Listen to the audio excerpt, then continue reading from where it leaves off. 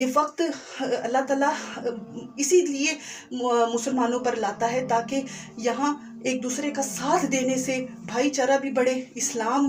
بھی اس کو بھی تعلیمات کو بھی فروغ ملے، اور پھر بھائی چارے سے، اخوت سے اور آپس کے باہمی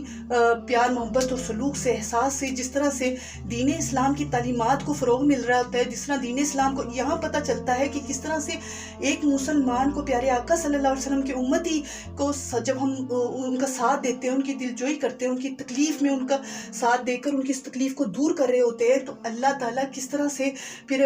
جو ہے وہ آپس میں محبت پیدا کرتا ہے مسلمانوں کے، عالم اسلام کے مسلمانوں کے دلوں میں ایک دوسرے کی محبت بھی بڑھتی ہے، اتحاد بھی بڑھتا ہے، تعاون بھی بڑھتا ہے، اور یہاں پھر دین اسلام کو مضبوطی ملتی ہے، یہاں قوت ملتی ہے دین اسلام کو، اور اسلام پھر پوری دنیا پہ غالب ہوتا ہے۔